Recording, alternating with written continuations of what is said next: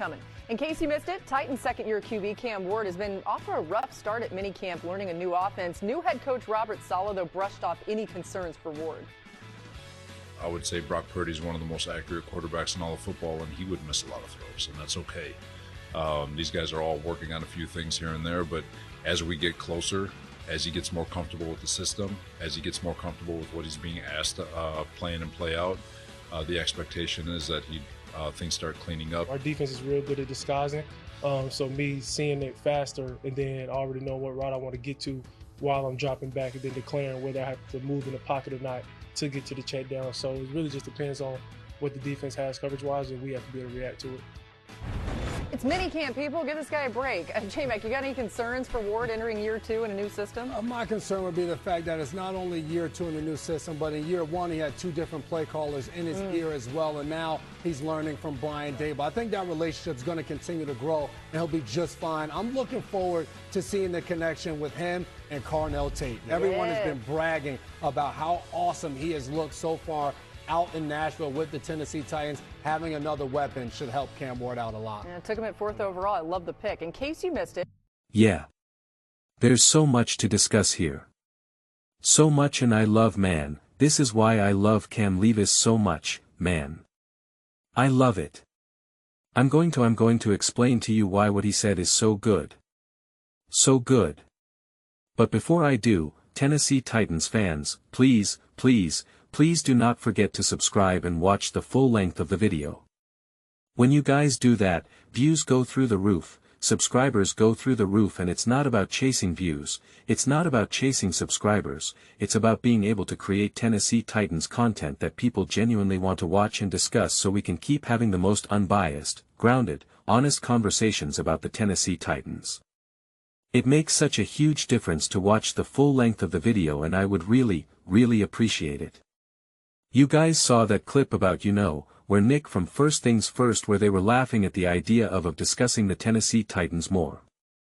They were laughing at it, saying that if they ever want to talk about the Titans, essentially, some of the producers, showrunners or whatever, First Things First, give them weird looks. And so, here we are. We're doing it. What I loved what Cam said was he understood what he, Snorts, needed to do to improve. He was able to diagnose. He wasn't just like, yeah, I just need to be better. I just need to be this. He knows exactly what needs to be done. So, it's not only his own awareness, his coachability, as well as actually getting the appropriate coaching from the appropriate people. So, even something as a simple soundbite as what we all just watched, it was I love it. I love it. I love it. I love it. And it's just I think Cam Ward's intelligence and his football IQ and his football awareness is probably something that, at least in this moment of time, is underrated. And so, and this is what what he said here about the concerns were is that it was year 1, he had multiple play callers, and this that. And now it's year 2, new offense, new play caller, right? New coach in his ear. And it's like I say this with all these young quarterbacks, whether it was just Drake May, whether it was Caleb Williams, your year 1 was an absolute mess. It means absolutely nothing to me. Year 2, this is not year 2. This is year 1 to me. This is year 1 to me. I'm treating Cam Ward as a rookie. There's going to be growing pains. I'm telling you right now, there's going to be growing pains. And in fact, if he had no problems at this point of the season, that would be more concerning, cause that means that they're not actually working on things. They're not actually pushing things. They're not actually developing him. You're supposed to struggle in this moment of time. If he was a seasoned veteran, if it was a little bit different, then I would say, you're always going to try to push things in practice, push things to make mistakes and all of that, right? That's how it works. I just listened to I forget his name. I don't even want to say his name cause the clip is kind of intense and I'm not trying to throw any shade at him, but it wasn't very super well received. And he was pretty much yelling at his team saying, you know, you're free to make mistakes, you know, like he was like, wake up. And it was very aggressive and too intense for my liking, but the message itself, that's why I listened to the actual coaching message, not the messenger in that moment. And it is like in these moments, you can't be afraid to make mistakes. You cannot be afraid to look foolish, to look bad. A lot of that comes with confidence. I'm like, yeah, I'm going to throw an interception. Yeah, I'm going to make some bad moves. Doesn't mean I'm a bad quarterback. Doesn't mean I don't know what I'm doing. But there's all different degrees of that, whether you're a seasoned veteran, whether you're Joe Burrow, whether you're Cam Ward, whether you're Kyler Murray trying to get the starting role, right? Like it's not all equal. It's not all equal by any stretch of the imagination. So, for Cam Ward specifically, not worried at all. I would be more concerned if I didn't hear some of these things. And that is the trust and faith that you have to have in with Brian Daboll, NCA. M. Ward for that matter. So, it makes total sense to me 100%. But, yeah, this is all part of the developmental process, and just the sheer fact that Cam Ward deeply understands it, is so important and so crucial to it all. And just the acceptance of it as well. And just being the true leader that Cam Ward is, where he then even credits the defense, right? Like in that very same sentence, he's also crediting, and praising the defense of his team. Like little things like that are so great. So great and just matters so much. It's all these little things. And then the other thing to point out is this is why, obviously we want to see take and all this and really excited for that. But this is why Jeremiah Love was a more straightforward path to taking a lot of extra weight off of Cam Ward's shoulders. Getting weapons to help Cam helps him, no doubt, when they're receivers, tight ends, O-line, whatever. But to be able to potentially just hand the ball off and have a big explosive disruptive play is obviously going to, benefit and be able to take a lot of weight off. Whereas in order to really maximize a tape, maximize whoever Cam Ward has to, be up to speed, right? He has to be able to be connected to Brian Daboll's offense. He has to understand what he's looking to do in any given moment in a way that you wouldn't have needed as much connection.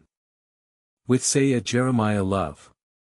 It would have opened things up in its own right and still would have helped break, 'cause again, it's football, the ultimate, domino effect sport.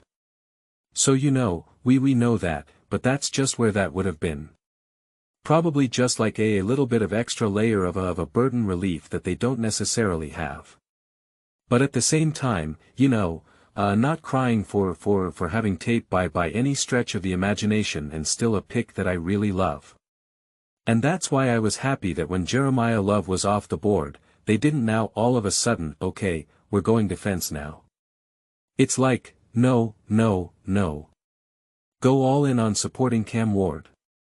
Go all in and get someone who can make plays for Cam Ward, as he has his work cut out for him for his rookie year to learn a brand new offense.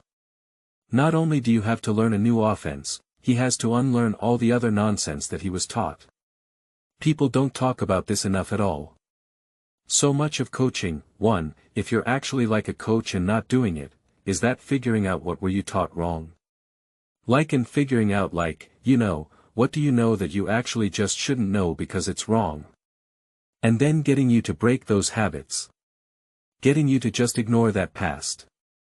Earning your trust of saying, that guy was wrong. And it's not like he was wrong and I'm right.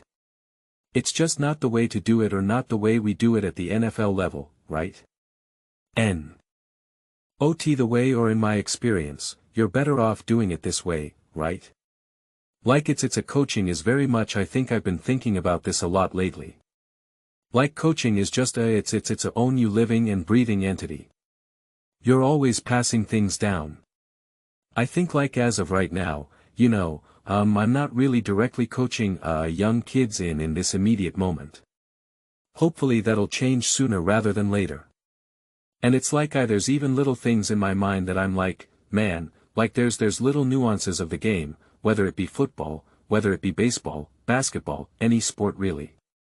It's like I'm starting to lose a little bit of those nuances. And the way you keep them is by passing them down. And it's just like a long chain.